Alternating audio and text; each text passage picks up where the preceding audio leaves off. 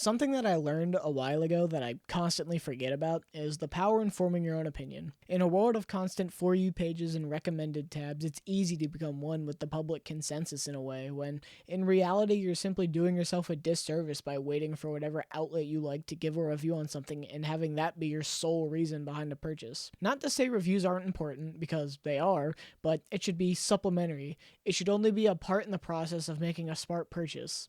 Some of the most fun I've had engaging with art is going out on a whim and experiencing something blind and being able to put my feelings to word, even if critics say it was bad. It was a partial reason for creating my channel, because I wanted to push myself to truly form my own opinions, because the last thing I wanted to do was just feel like I'm only regurgitating public opinion. So what I chose to cover was based on how much I feel like I have to add to a conversation, and Suicide Squad Kill the Justice League is just the thing I made the channel to cover. Because for a while, I was blindly following public opinion, but once I heard conflicting arguments from people that I knew, I realized what I was doing and chose to instead buy the game and form my own opinion, and in turn, make this video. And I actually ended up liking this game, a game that apparently destroyed a developer's legacy and spat in the face of all who came before it, and I liked it. So that's why I'm here, because I want to analyze Suicide Squad Kill the Justice League, because seeing discourse around this game is interesting, to say the least. This is a game that does have its issues, but it's absurd how people are blowing it out of the water, and to such a comical degree as well. But, just like always, a few things before I start. First, this video will be filled to the brim with spoilers, as I'm going to discuss the story in its whole and how I believe people are misconstruing it. Second, I normally don't have to say this, but you're entitled to your own opinion. So if you believe I got something wrong, feel free to correct me in the comments or call me a paid shill. But realize, this video is also an opinion piece, which doesn't make it immune from criticism, but it does mean it comes from my perspective. Last, I'm also not going to entertain any of the discourse around the in-game politics in big air quotes that certain weirdos are trying to use to call the game bad. So with that out of the way, let's actually start talking about the game, because analyzing it is an interesting task, to say the least, because this video will inevitably become dated as soon as narrative content is added, like in 2 weeks. Anyways, let's talk about the game as it is now. Isn't Deadshot supposed to be white? Aren't you supposed to be shutting your damn mouth? Kangaroo-looking ass. Because you are Australian.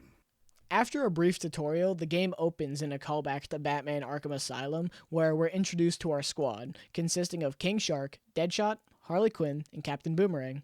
From the start, we see how the squad dynamic is going to work out, because almost all Suicide Squad stories work the same way. At first, the squad hates each other and only works together due to the bombs in their neck, but as the story progresses, the squad learns to tolerate each other and even border on being called friends.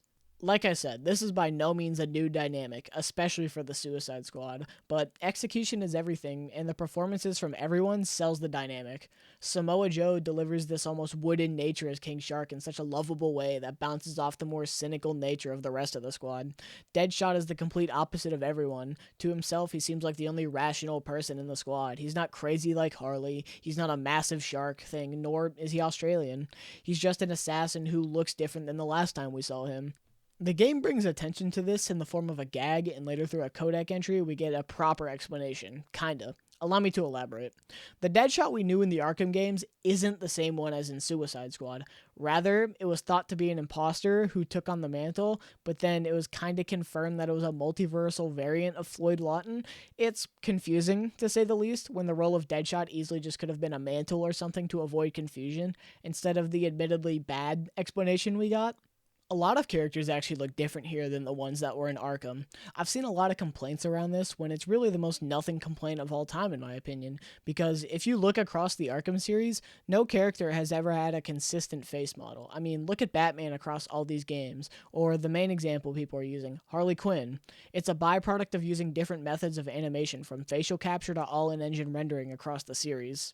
Going back to the squad as a whole, they're all tricked by Waller into injecting bombs into their heads in this slow-motion montage, and then they're sent to the Hall of Justice to set up a home base that you'll use as a central hub, and it holds all the different vendors and whatnot. But looking through this whole introduction, it establishes the thing that I like the most about the game, the backbone, in my opinion. The comedy. The character interactions are really good in this game. For example, when you enter the Hall of Justice, King Shark sees these statues of the Justice League, and he says, "They're bigger than I expected." It's not this comedic genius that you would find in like a comedy special, but it's cute character moments like this that make me chuckle throughout the game, and it really elevates my enjoyment of the story. Through the character interactions, one of the earliest connections I was able to draw upon was, funnily enough, James Gunn's 2021 movie, The Suicide Squad. I found that the characters acted in a similar way to that film. Granted, there's some differences, like King Shark isn't an idiot in the movie, and Harley isn't as psychotic as she is in the movie, but the game has this odd feeling of reminiscence, as if this is a continuation of something that we've seen, but it's clearly not. I feel like I was able to draw upon this comparison because a lot of the comedy flow matches between the movie and the game, but they're both distinct in their own ways. It was more of a loose connection I made instead of something like an inspiration. The rest of the beginning 2 or so hours follows this method of kill a group of people, cutscene, repeat, as it serves to follow this flow of introducing different types of missions, gameplay abilities, and then showing you something interesting in between to keep what you're doing fresh. It all culminates into a set piece to where you're trapped in a Batman museum, and Batman, who is evil now, is hunting you down, toying with you, as if you're a criminal in an Arkham Predator section. I found this set piece to be really fun, because it has this building sense of tension that's ever present despite the fact that it's heavily scripted. It's a moment of horrific levity in a very repetitive game. While I'm talking about the set piece, I want to use it as a bridge to talk about Batman as a whole in this game. I've seen a lot of people, even IGN, use Kevin Conroy's unfortunate passing due to colon cancer as an excuse to demonize this game, saying it somehow disrespects the actor's 30-year career as the character, and it just disgusts me. If you ever listen to the line delivery and the use of the character, you can tell that everyone involved was having so much fun doing this version of the character that Kevin played for years. When the developers of the game went on Twitter to discuss how much Kevin enjoyed working with them and vice versa, people said that they were lying and started harassing these people to the point to where some went private, and I will sit here and say this now. If you have ever or will ever send a developer or community manager or whoever involved a death threat, you are not welcome here. If a video game could drive you to make such comments to people who were basically just doing their job, you're disgusting. The horrible posthumous treatment of Kevin Conroy aside, the game uses Batman in such a fun way. He stalks you for intel throughout the game, and over the comms, he'll heckle you and comment about how you're playing. It's so much fun listening to Kevin Conroy's Batman, the definitive Batman for many people, myself included, acting in such an over-the-top and evil way. It's not like, say, evil Superman where he's just an evil, like, dictator. This is just fun. Going back to the set piece for a moment, as you saw in the gameplay, everyone is taken out by Batman one by one, and at the end of the set piece, we're taken to the ground as Batman, or what we think is Batman. He's towering above us with a gun, and any fan of the character will know something is off, because Batman's number one rule is no guns. It's a core part of his character, and any good adaptation understands that Batman, a man who in his own head refers to himself as Batman, would never come close to using a gun. My favorite example comes from Batman Beyond. At first, we see an older Bruce who is pushing himself physically every time he fights even a basic criminal. It gets so bad that, in an act of weakness and defeat, he pulls out a gun. He doesn't shoot it, but the image of Batman holding a gun is enough to scare off the criminal, and in turn, Bruce retires shortly after because if he stooped low enough to even think about using a gun, he's no longer fit to be Batman. So, to see Batman pull the trigger and almost kill Harley and fail only because of the Flash should be enough to know that something is very clearly wrong and it's more than just brainwashing. Blatantly obvious clues like this are scattered throughout the story, but they seem to have gone ignored for the most part, and it confuses me when people say that this game has an awful narrative and is character assassination, when, at least to me, it shows that Rocksteady is paying attention and that they knew what they were doing, and it fell on the players to pick up these obvious clues, and I guess a lot didn't. But this leads to the Flash being captured, and what I consider the end of the introduction.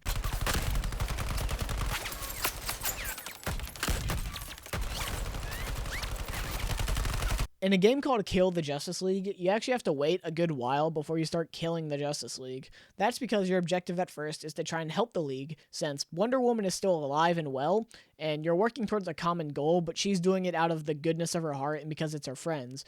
and it's the right thing to do, not because there's a bomb in her neck. Wonder Woman isn't really in the game a whole lot, but when she is, it's somehow the best possible version of Wonder Woman. She's a warrior of peace and is actually portrayed with some depth, unlike the bloodthirsty versions of the character post New 52, nor is she wooden like Gal Gadot's performance as the character that made a lot of people I know think of her as boring. In the few scenes that she's in, Wonder Woman acts as this symbol of humanity, the one person you would look to in a situation like this because she's the last remaining hope for the people, and she encourages the Suicide Squad to become that beacon of good in a time of evil. They don't listen because they're the Suicide Squad, but I really like the idea of her pushing them to try and be better. I briefly mentioned the Flash earlier in the Batman Museum, and he was still good at that point in the game too, but ever since the museum, he got captured by Batman and now has turned evil. He starts messing with the squad periodically, and in one mission, he even takes off Captain Boomerang's clothes and he has to walk around in his Flash-themed underpants. It's kind of cute, I like it. But the main thing that the Flash does is that he puts Lex Luthor, who the squad needs in order to defeat the League, in a box, and the squad has to save him. But when they do, it's not the win that they expected. As Lex is showing off his anti-Flash technology, Flash just straight up rips his heart out, and then Wonder Woman commands Flash to tell her how to save the League, and Flash simply answers with, "You have to kill us, Diana." You can see the horror in her face due to the excellent facial animation the game has, and this led some people to confusion. If this really is a fake Justice League, why is it that when using the lasso of truth, Barry says that they have to kill them instead of explaining that they're clones? That would make more sense, right? Because the lasso of truth would command that. Well, I don't believe it's that simple. I don't think it's directly addressed within the game. My guess is that Brainiac prepared for this because he's conquered countless Earths. He's had time to prepare, so the clones or variants or whatever he uses are most likely programmed to not know that they're clones, or at least programmed to actually know how to stop them. So they believe that, oh, we just gotta die. It's a stupid reason, but it's better than no reason. And in a world of superheroes, dumb explanations are all too common. Just ask Batman. Anyways, once it's learned that the League needs to be killed, the squad is tasked with doing just that, with the first target being the Flash.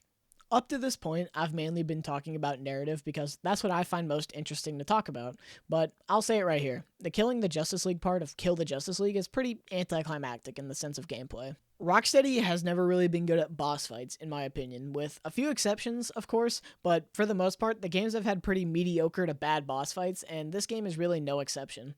Flash doesn't really set a good standard. He's probably the weakest member of the League to fight, and you get to fight him twice. Green Lantern, Batman, and Superman all have better fights, but they're still not amazing, so I don't blame people for being mad at these fights because, for the most part, they feel quite boring to play, with it more or less devolving into countershot until you do big damage. They aren't close to Rocksteady's worse, but they kind of feel anticlimactic for what we're doing because we believe we're killing the Justice League, so I'd have to agree with people on that front. But after we kill the Flash and Captain Boomerang whips it out to try and piss on him, Green Lantern shows up and tries to bring us to Brainiac, but a multiversal tear is open and we get sent to Earth 2.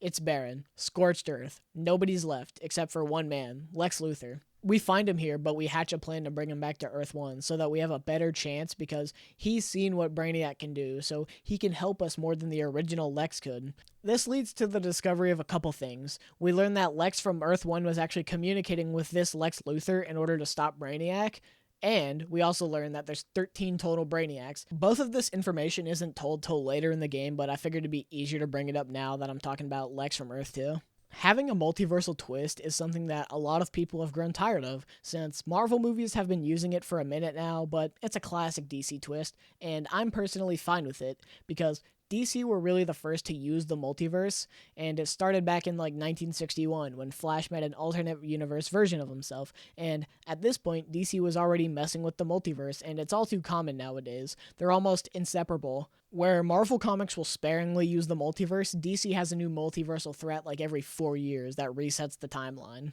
Anyways, now that the squad has brought Lex Luthor from Earth 2, who I'll just refer to as Lex Luthor for simplicity's sake, to Earth 1, the squad doesn't inform Waller about his presence and start working as double agents now. Waller has the squad look around Metropolis for materials to fight the rest of the League, but Lex informs them of a hidden bat vault underneath Wayne Bank in Metropolis, because of course Batman has one here. We see Wonder Woman has already beat us to the vault. She's making a kryptonite shield. She's preparing for the worst. It's a nice bit of character building out of a character we don't really see all too often, but because of how good the performances are in this game from everyone, we can see and hear the pain that Diana is going through. She knows she's going to have to kill what she believes are her brother-in-arms, her friends, maybe even her family to an extent. But after Wonder Woman leaves, the squad gets what they were looking for, a yellow lantern battery that Batman was holding onto in order to defeat Green Lantern in case of an emergency.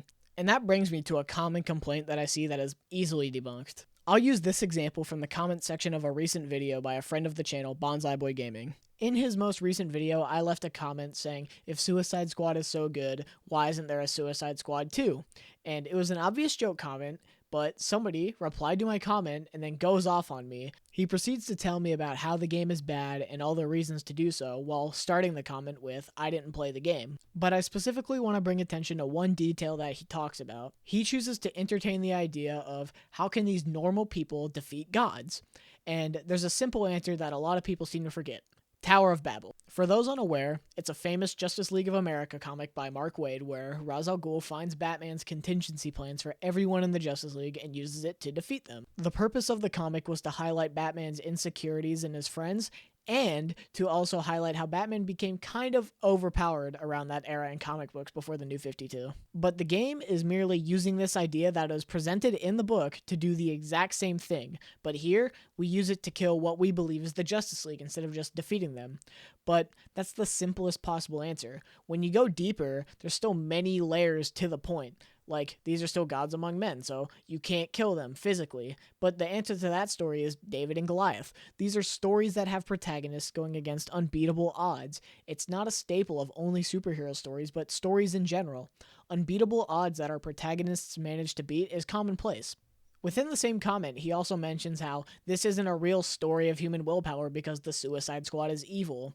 But the thing about that is that bad people coming together to do good isn't a new thing. It's a trope that's very old within literature itself, and it's the entire concept of the Suicide Squad. This game is by no means reinventing the wheel, don't get that confused, but it's about on par with Rocksteady's other outings, but for some reason, a lot of simple elements of literature are just being overlooked or disregarded over some misguided hatred or willing ignorance towards the game's obvious narrative choices. Finding the yellow lantern battery does lead up to a Green Lantern fight, and it's probably my favorite fight in the game. I couldn't explain why on like a specific level, but one reason that I think I like it so much is the psyched up mechanic. Throughout the game, certain missions have this modifier called psyched up, where it gives a certain character a boost in XP. It's optional, but for stuff like bosses, it correlates to what character should be the main character in the boss fight. For example, Deadshot is the psyched up character, and it highlights the dynamic that the game gave Green Lantern and Deadshot, their rivals. It's essentially something that the game just made up. It's not really in comics, but you would believe that it is in comics because it just feels so well written, in my opinion. I really like the dynamic that they had.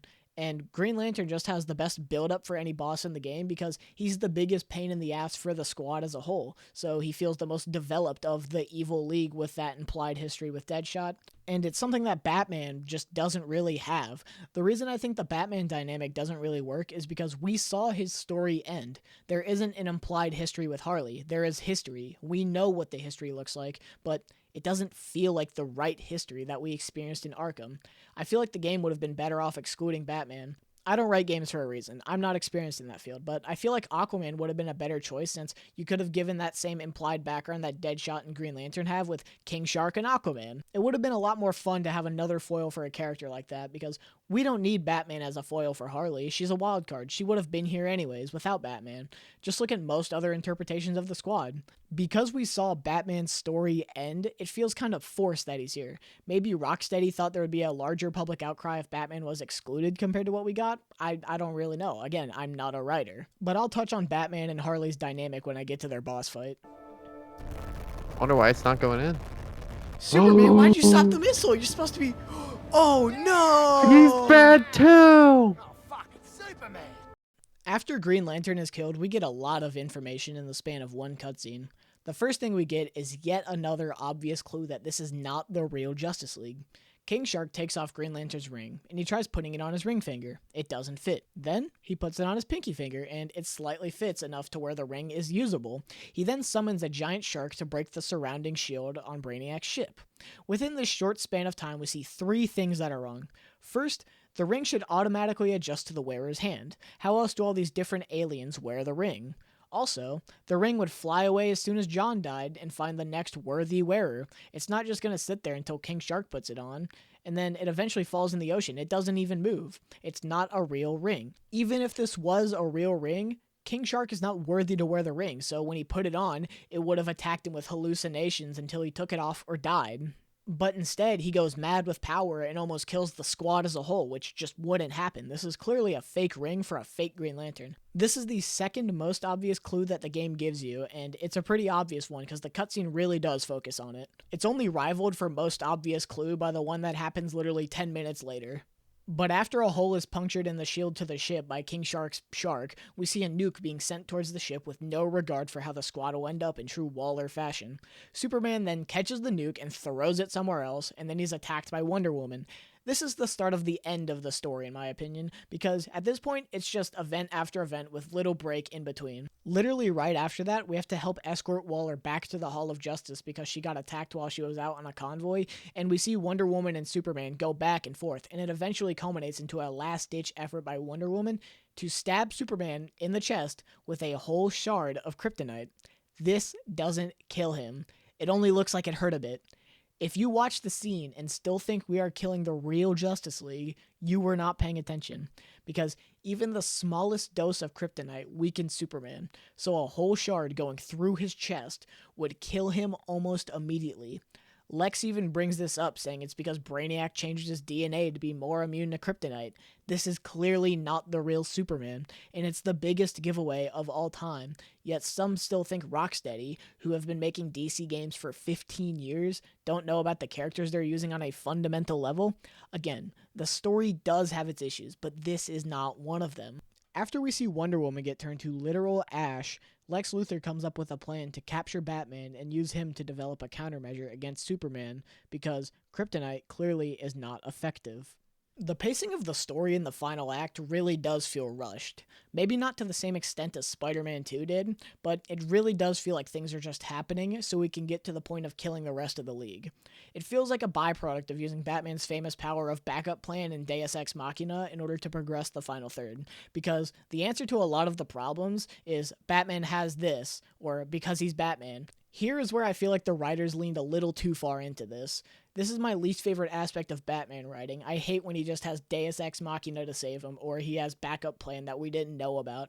It takes the fun out of having your hero react to a situation in a normal way, because, if he just has a backup plan for everything, he doesn't have to worry about any potential danger. Anyways, we find Batman's hidden lair in Metropolis with the help of Gizmo, and we have yet another fun Batman set piece. We see Batman's final message to Tim and how he devised all these countermeasures for the League, and then we have to go through this Batman horror fear toxin set piece where the characters battle their own internal issues. It's fun and I love it. However, the level does end with you fighting a big fear toxin kaiju Batman. The fight is not as good as Green Lantern's, but it's fun in its own right, and I don't think it was that bad. It all makes sense from a narrative standpoint too, because all the characters are high on fear toxin, so they would see Batman as the fear toxin monster. That's how we saw him at the end of Arkham Knight, so that's just his form when you're high on fear toxin. It makes sense. After the fight, the squad captures Batman, and they use him to devise a final countermeasure against Superman. It's gold kryptonite. We just use super kryptonite. If you ask me, it should have been pink kryptonite. Real Superman fans, you know what's up.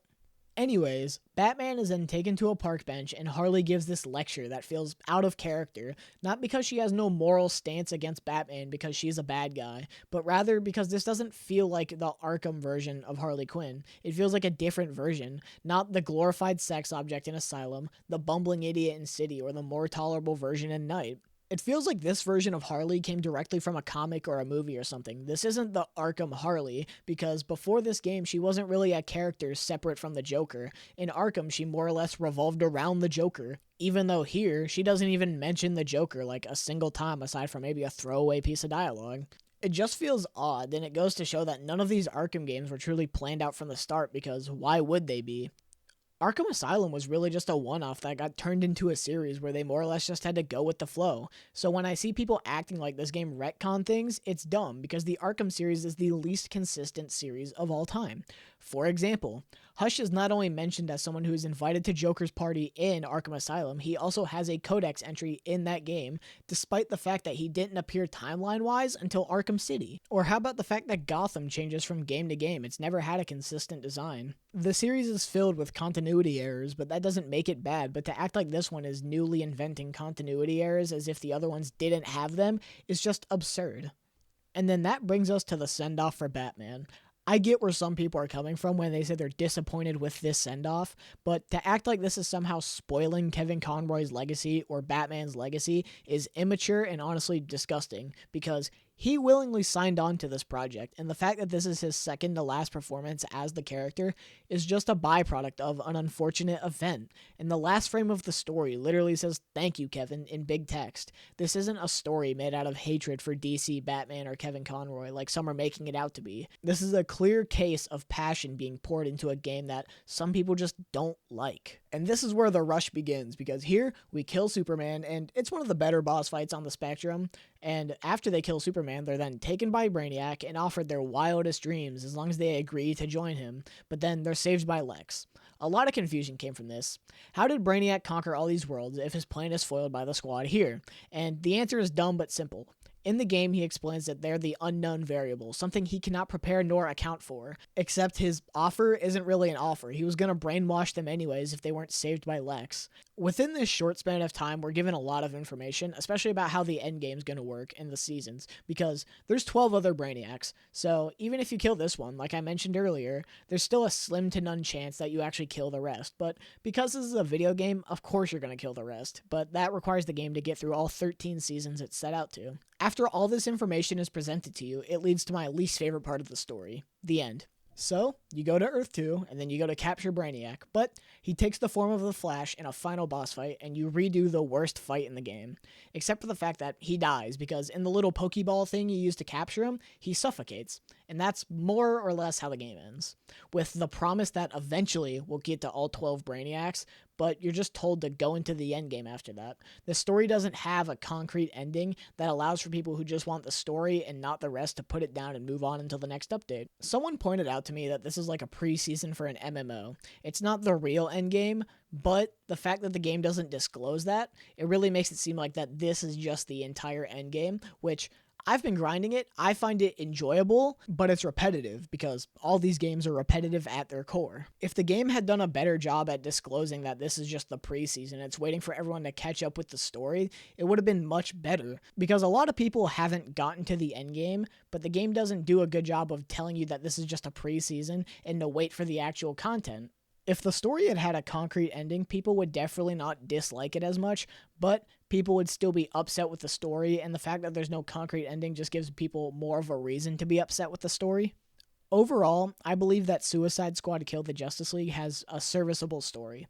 It's not the worst thing ever told, as some are making it out to be, and it's neither Rocksteady's best or worst. It's just fine. I didn't really dive into the gameplay because I feel like the narrative is the thing people are being the most unfair to, and Bonsai was also able to phrase the gameplay sections a lot better than me, so I guess this is kind of like a companion piece, but not really. It's just not, but watch this video anyways, it's good. I found the game to be very enjoyable, but at the same time, I've also been in the market for a new loot shooter because Destiny 2 went down the drain, and the people high up in the company have no regard for the people who both make and play the game, and this game just filled that void for me.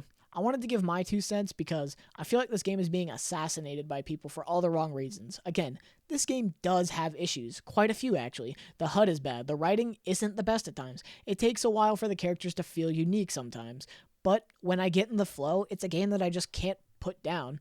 So be sure to like and subscribe if you want to see more, I guess. And I'm sure there's a video on screen that's like this. I'm sure it's Alan Wake probably.